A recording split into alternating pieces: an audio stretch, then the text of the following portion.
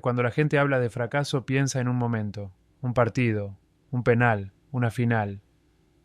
Pero para mí el fracaso nunca fue una sola cosa, fue un proceso, pequeños momentos que se repitieron muchas veces y que casi nadie recuerda, un pase que no llegó, una decisión tarde, un partido donde no estuve fino. Eso también es fracasar, no sale en los titulares, no se recuerda, pero se siente. Desde muy joven aprendí que el fútbol no te da siempre lo que mereces. A veces jugás bien y perdés, a veces das todo y no alcanza, y eso duele más que perder jugando mal, porque sentís que hiciste lo correcto y aún así fallaste. El fracaso no llegó de golpe, llegó despacio, partido tras partido, temporada tras temporada. Pequeñas decepciones que se acumulan, y si no aprendes a manejarlas, te pesan. Yo siempre fui muy exigente conmigo, mucho. Cada error lo sentía doble, cada oportunidad perdida se quedaba conmigo. No porque alguien me lo dijera, porque yo lo sentía así. Muchas veces volví a casa pensando en una jugada, repitiéndola en la cabeza, imaginando qué podría haber hecho diferente. Eso también es fracasar. Fracasar no es solo perder, es sentir que podrías haber dado más, aunque ya hayas dado todo. La gente ve el resultado, no ve el proceso, no ve los días malos, los entrenamientos donde nada sale, las dudas silenciosas. Yo tuve muchos de esos días. No hablaba de eso, nunca fui de hablar mucho. Prefería seguir, entrenar, intentar otra vez, pero por dentro el fracaso se iba quedando, no como un golpe, como un peso. Aprendí temprano que el fracaso no te pregunta si estás listo, llega igual, y cuando llega muchas veces te cambia, te hace más cuidadoso, más reflexivo, a veces más duro contigo mismo, pero también te enseña. Me enseñó a no celebrar demasiado pronto, a no confiarme, a respetar cada momento, porque nada está garantizado. Cuando miro atrás no recuerdo 1000 fracasos grandes, recuerdo 1000 pequeños, y esos fueron los que me formaron, los que me obligaron a mejorar, a corregir, a crecer. El fracaso nunca fue una excusa para parar, fue una señal para seguir, aunque doliera, aunque cansara, aunque nadie lo viera, porque el verdadero fracaso no es caer, es no levantarse. Y yo siempre me levanté, no porque fuera fuerte, porque amaba el juego, porque sabía que el camino no iba a ser limpio, que iba a fallar muchas veces, y acepté eso. Aceptar el fracaso fue el primer paso para aprender de él. No me hizo rendirme, me hizo insistir, y ese fue el comienzo de todo lo que vino después. Hay fracasos que todos ven, y hay fracasos que solo vos sentís. Las derrotas públicas son diferentes. No solo perdés un partido, perdés frente a millones. La gente ve el resultado, el marcador, la imagen final, pero no ve lo que pasa después. No ve el silencio del vestuario, no ve las miradas, no ve el vacío. Después de una derrota grande, todo se apaga. La adrenalina se va, el ruido se va, y quedás vos, con tus pensamientos, con tus preguntas. Muchas veces sentí una responsabilidad enorme. Aunque el fútbol sea un juego de equipo, uno se lo carga igual. Te preguntas qué podrías haber hecho mejor, qué decisión fue incorrecta, qué momento cambió todo. Y esas preguntas no se van rápido. Las derrotas públicas pesan porque no te dejan procesar en paz. Siempre hay ruido afuera, opiniones, críticas, juicios. Pero lo más duro no es lo que dicen los demás, es lo que te decís vos. Yo siempre fui mi crítico más duro. Nunca necesité que me señalaran errores. Yo ya los tenía claros. Muchas veces sentí que había fallado a la gente, a mis compañeros, a mi familia, aunque hubiera dado todo. Ese sentimiento es difícil de explicar. Es una mezcla de tristeza y culpa. La gente piensa que uno se acostumbra a perder. No es verdad, nunca se normaliza. Cada derrota duele diferente, pero siempre duele, y cuando es pública, el dolor se amplifica, porque no podés esconderte. Todo el mundo opina, todo el mundo analiza, pero nadie está dentro de tu cabeza. Yo aprendí a vivir con eso, no a ignorarlo, a soportarlo. Después de derrotas grandes no quería hablar, no quería explicar, no porque no me importara, porque me importaba demasiado. Prefería el silencio. El silencio me ayudaba a ordenar la cabeza, a aceptar, a entender. Muchas veces me fui a dormir sin poder hacerlo, pensando en jugadas, en momentos, en decisiones, eso no se ve. La gente ve al jugador, no a la persona. Ve al profesional, no al ser humano. Pero somos humanos, sentimos, nos duele. Las derrotas públicas te enseñan humildad, te enseñan que no controlas todo, que podés prepararte, entrenar, dar todo, y aún así perder. Eso te rompe la idea de control, y tenés que aprender a convivir con eso. Aprendí que el dolor no se va rápido, se transforma, con el tiempo se vuelve aprendizaje. Pero primero es dolor, puro, silencioso, no gritado, no dramático, interno. Las derrotas públicas fueron parte de mis 1000 fracasos, no como escándalos, como heridas internas, que no se ven, pero se sienten, y que te acompañan, pero también te forman, porque te obligan a seguir cuando todo en vos quiere parar, y seguir en esos momentos es lo que realmente te define. Hubo un momento en el que sentí que el fracaso ya no era solo un momento, era una etiqueta. La gente empezó a repetir la misma historia, una y otra vez, que no alcanzaba, que faltaba algo, que siempre me quedaba corto, y cuando escuchás algo muchas veces, aunque no quieras, empieza a entrar, no porque lo creas, porque lo escuchás todo el tiempo. Yo seguía entrenando, seguía jugando, seguía intentando, pero afuera la historia ya estaba escrita, y eso pesa, porque sentís que hagas lo que hagas, ya te miran desde un lugar fijo, no desde el presente, desde el pasado. El fracaso empezó a acompañarme a cada partido importante. Antes de jugar ya estaba la duda, no en mí, en el ambiente, y eso se siente. No hablaba de eso, nunca fui de hablar, lo procesaba solo. Había días en los que dudaba, no de mi amor por el fútbol, de si iba a ser suficiente para cambiar esa historia, porque cuando una narrativa se instala es difícil romperla, tenés que hacer más, mucho más, y aún así, a veces no alcanza. El fracaso empezó a definirme en los ojos de otros, y eso es peligroso, porque podés empezar a jugar para cambiar una opinión en lugar de jugar para el juego. Yo tuve que tener mucho cuidado con eso, porque si jugás desde la presión de demostrar, perdés claridad.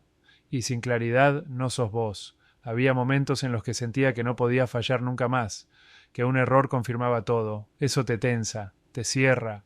El fútbol necesita libertad, y la etiqueta te la quita. Aprendí a convivir con esa sensación, no a aceptarla, a manejarla. Entendí que no podía controlar lo que decían, solo podía controlar cómo respondía yo, y responder no siempre es ganar. A veces es seguir, seguir entrenando cuando el ruido es fuerte, seguir confiando cuando dudan. Eso es difícil. El fracaso empezó a definirme afuera, pero no adentro, y eso fue una decisión. Decidir que una opinión no define una carrera, que un momento no define una vida.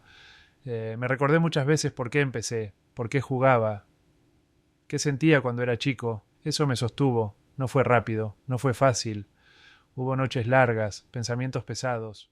Pero nunca dejé de creer en el trabajo, no en el resultado inmediato, en el proceso. El fracaso puede marcarte si lo dejás, o puede empujarte si lo entendés. Yo elegí lo segundo, aunque doliera, aunque tardara, porque sabía que rendirme hubiera sido el verdadero fracaso.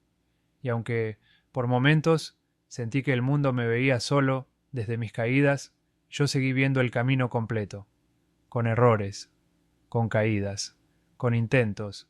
El fracaso empezó a definirme para muchos, pero no para mí, y esa diferencia fue lo que me permitió seguir adelante.